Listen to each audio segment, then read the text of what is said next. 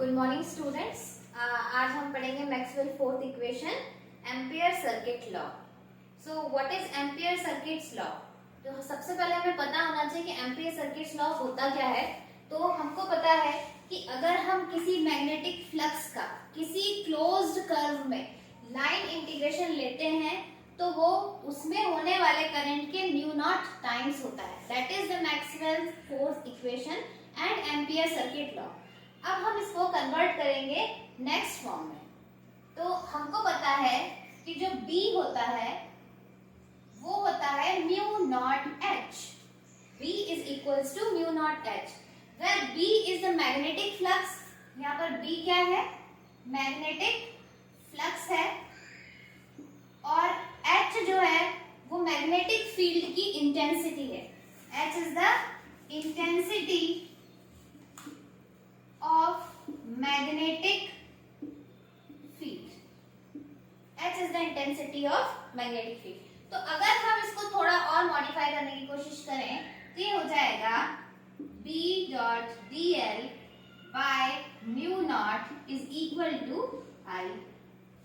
अब अगर इसको हम देखें तो हमको पता है B is equals to mu naught H। तो यहां से हमारे पास आ जाएगा B by mu naught is equals to H। तो ये अगर हम इसको इस तरीके से लिखते हैं, म्यू नॉट को अगर यहाँ पर लेकर आते हैं तो इसकी जगह हम लिख सकते हैं H। तो हमने क्या किया है, यहाँ पर closed integration of B into dl, इस म्यू नॉट को हम यहाँ पर लेकर आए हैं, is equal to I। Now we can say that this B by mu naught is equals to H। तो यहाँ पर हमने वैल्यू पुट कर दी, closed integral H into dl is equals to I. Now we know that I. What is I? I is the current flowing inside the circuit. So we can write I in the form of current density. अगर हम current density के form में current को लिखें तो हम उसको लिखते हैं current density is equals to I by A. We know that current density J is equals to current by cross sectional area. So we can write it J into A is equal to I. हम लिख सकते हैं current density into cross sectional area equals to I. Now integrating both the side, we can say that अगर हम इसको integrate करेंगे over a cross sectional area, so it will be like this: surface integration of J ds, or we can write this single integration, just surface integration J ds equals to I. तो हम इस I की जगह क्या रख सकते हैं? J ds। तो यहां पर हम लिखेंगे we know that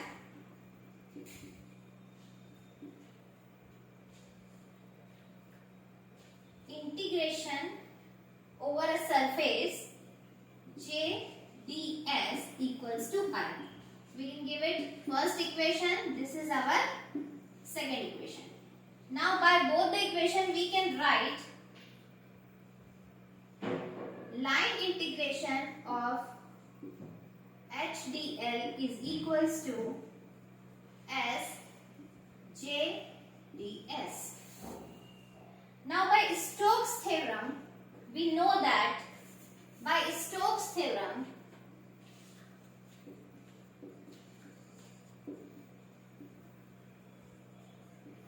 we know that we can convert the line integration into surface integration. And how we convert the line integration into surface integration? By taking curl of that vector. तो अगर हम इस H vector का अगर curl ले लेते हैं तो वो लाइन इंटीग्रेशन किस में बदल देता है? Surface integration. तो हम इसको लिखेंगे surface integration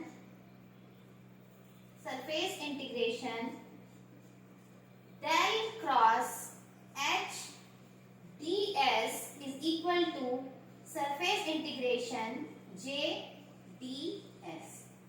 Now from here we can say that both the integrals are equal.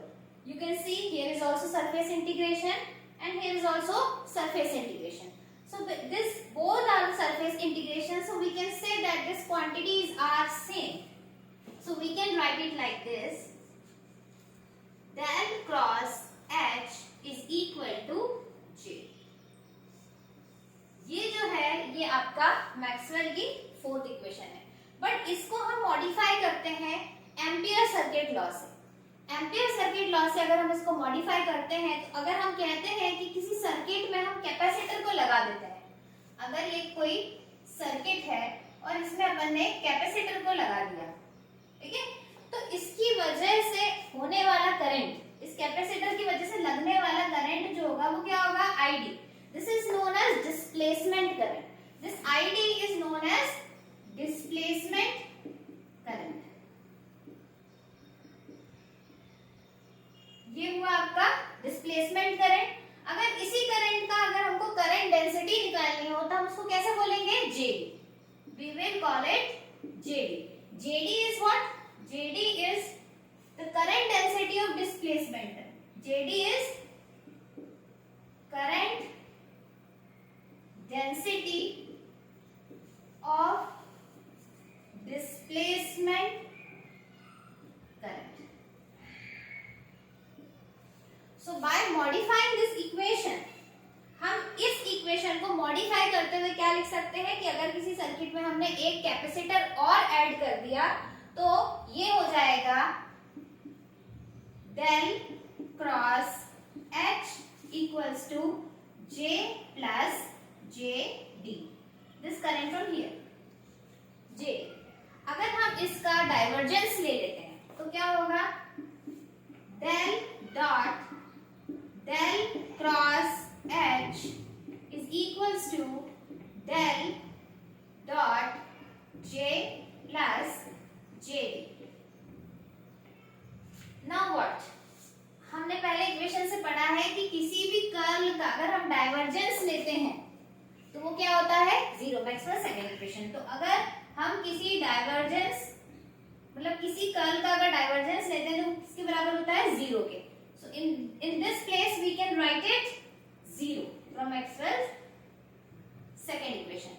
अब अगर हम यहां से del dot j, this will del dot j, ये क्या हो गया? del dot j प्लस ये हो जाएगा del dot jd। del dot j plus del dot jd। अब यहां से अगर हम इसको इस तरफ लेकर आते हैं तो हम लिख सकते हैं del dot j is equals to minus del dot jd। इसको हम लिख सकते हैं del dot j equals to minus del dot jd। अब अगर यहाँ पर हम देखें तो हमने ये इक्वेशन कहीं पे पढ़ी हुई है, इक्वेशन ऑफ कंटिन्यूटी। तो ये जो इक्वेशन ऑफ कंटिन्यूटी होती है इसको हम क्या लिखते हैं? minus del rho by del t। This can be written as minus del rho by del t and this can be written as minus del dot j। This minus sign will be cancel out and from here you can write, इस रो को हम क्या लिख सकते हैं? इस रो को हम क्या लिख सकते हैं? इसको हम लिख सकते हैं displacement vector. This del dot d is equals to rho। इसको हम लिख सकते हैं in the form of displacement vector. तो ये जो रो हुआ इसकी जगह आप लिख दोगे del dot del by del t of d is equals to del dot jd। Now we are taking the divergence of both, so we can write del d by del t is equals to jd। अगर हम इसको third equation देते हैं तो jd की जगह, ये अगर आपकी थर्ड इक्वेशन है तो हम jd की जगह पुट करेंगे del d by del t का वेक्टर। ठीक है, तो इसको हम पुट करेंगे तो यहां पर हम देखते हैं इस वैल्यू को पुट करते हैं इस इक्वेशन में, तो आपके पास होगा del cross H equals to J plus JD के प्लेस पर आप पुट करोगे ये वैल्यू, तो del D by this is the Maxwell fourth differential equation. This is the Maxwell fourth equation in the differential form. तो यहाँ लिखते हैं Maxwell's fourth equation in differential